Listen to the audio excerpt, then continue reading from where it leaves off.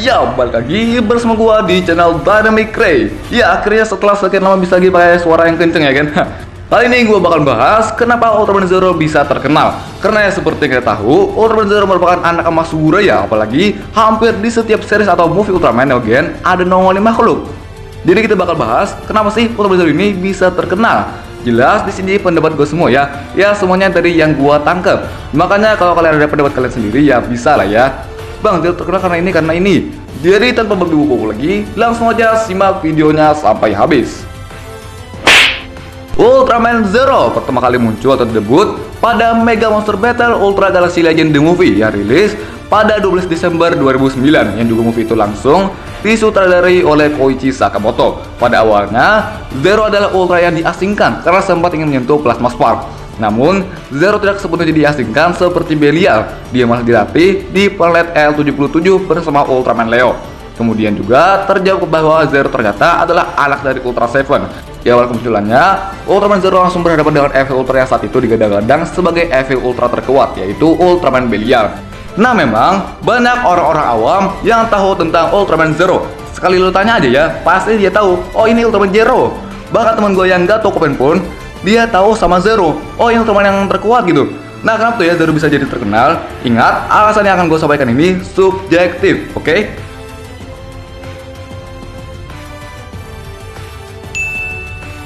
Pertama, menurut pendapat gua, Zero bisa terkenal pada awalnya adalah karena dia berhadapan langsung dengan Ultraman Belial pada awal kemunculannya. Tidak hanya itu, Ultraman Zero juga menjadi musuh bebuyutan dari Belial selama bertahun-tahun. Sampai ke series Kid, Zero pun masih turun tangan untuk berhadapan dengan Belial. Dan akhirnya, Belial berhasil dikalahkan oleh Ultraman Kid, anak dari Belial sendiri. Banyak di movie-movie atau dan spin-off lah ya bisa dibilang, kayak Ultraman Fight Zero, movie Revenge of Belial, dan movie Ultraman lainnya, kebanyakan Zero hampir terus berlawanan dengan Belial ini. Walau nggak semuanya ya rata-rata. Otomatis orang-orang juga dari sini bisa kenal Zero. Oh ini Ultraman yang musuh bebuyutannya Belial. Kedua, mendapat kekuatan dari Ultraman Noah. Ya menurut gua, ini sih kalian bisa setuju. Karena Zero memiliki kekuatan Dewa Ultra, yaitu Noah, yang didapatnya pada movie Ultraman Zero Revenge of Belial. Dimana dari kekuatan yang diberikan oleh Ultraman Noah, Zero mendapat sebuah brace yang disebut Ultimate Brace. Dari sana, Zero bisa berubah menjadi form yang disebut Ultimate Zero, yang berupa armor. Armornya juga dapat diubah menjadi sebuah jurus panah. Zero terkenal karena kekuatan Noah, karena Noah ya gak sebagai Dewa Ultra. Gak mungkin lah ya orang gak kenal sama Ultra yang diberi kekuatan Dewa ya kan. Wow, Ultraman ini dapat kekuatan dari Noah nih. Ya, yang gue tangkap sih gitu. Yang ketiga, memiliki banyak form. Waduh, ini sih udah pasti banyak. Karena dianggap sebagai anak emas, jelas Zero bisa dibilang dimanjakan banget sama subur. Yaitu salah satunya dari banyaknya form dari Ultraman Zero. Jadi kita tarik dulu nih, form apa aja yang pernah Zero dapatkan.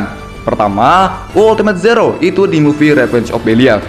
Terus, jadi Ultraman Saga di movie-nya Ultraman Saga. Kemudian di Ultra Fight Zero, Zero langsung dapat 3 form sekaligus, yaitu Storm Corona, Luna Miracle yang diberikan oleh Dyna dan Cosmos. Ada juga form Shining. Oh ya ketinggalan, Zero Tektor Gear ya. Di series Kid juga dapat form, yaitu Zero Beyond. Di UGF NGH, Zero dapat Ultraman Zero Beyond Galaxy Glitter. Di UGF THC dapat Ultimate Shining Zero, dan di UGF TDC dapat Wild Burst. Di game-game juga ada, salah satunya Zero Grand Saber. Hitung aja tuh ya, tuh Ultra udah berapa banyak dapat form. Jelaskan formnya yang banyak ini, orang-orang juga bisa tahu. Oh ini Ultraman yang katanya banyak form. Ya emang, lebih dari 5. Bahkan di Heisei awal aja, Ultraman cuma dapat ya kurang lebih 3 form doang. Sedangkan Zero, waduh, lebih. Untuk Ultraman era dewasa pada Gen ya rata-rata 5 doang. Kalau op ya beda cerita sih, karena konsep fusion. Yang keempat, memiliki banyak movie, spin-off, dan sering muncul di series Ultraman lain. Ini sih udah jelas banget, ada mulu weh. Bahkan di series Neo Gen hampir semuanya ada Zero, nggak semua ya, hampir aja. Jadi setelah mulai debut awalnya di Mega Monster Battle dan kemudian di Revenge of Belial, Zero di sana banyak mendapatkan cerita sampingnya lah ya, atau bisa dibilang kayak spin-off. Kayak Ultraman Zero Gaiden, Ultraman Zero Face Dark Club Zero, Ultraman Zero Gaiden Killer the Beatstar, Ultra Fight Zero muncul di movie Ultraman Giga S juga, muncul di series Ultraman X di episode 5, sama muncul di movie Ultraman X juga, di movie Ultraman Orb, series sama movie-nya di Ultraman Gate, di UGF NGH. Ya di ketiga season UGF Zero ada lah ya.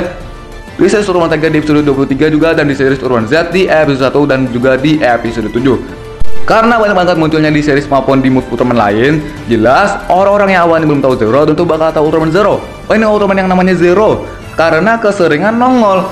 Mungkin karena nggak punya series kali ya. Yang kelima, Ultraman terganteng di dunia. Ya, ini sih bisa dibilang bener, karena banyak aktris Ultraman yang suka ke Ultraman Zero dengan alasan katanya Ultraman Zero itu kece dan ganteng. Salah satu aktris yang ngefavorit atau ngefans sama Ultraman Zero adalah si Yuna Shizuma alias Runa Toyoda. Ya, dia ngaku bahwa Ultraman terfavorit dia adalah Ultraman Zero. Bahkan dia ada foto bareng sama si Ultraman Zero ya. Nyatanya emang banyak wanita atau kaum para ukti yang suka ke Ultraman Zero. Contohnya pas gue nanya ke teman cewek gue, nih gue kirim foto Ultraman Zero. Gue tanya, menurut lo nih Ultraman gimana? Ya rata-rata bilangnya ya ganteng, kayak cotopan si Zero ya. Para ukti banyak yang suka guys. Oke, ya mungkin yang bisa gue sampaikan hanya bisa 5 alasan ya tentang kenapa Ultraman Zero ini bisa terkenal.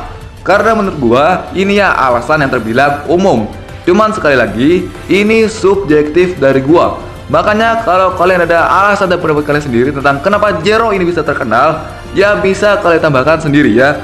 Dan kalau ada yang salah, tinggal koreksi. Ya kalau gua sih ya begitu. Menurut kalian gimana guys?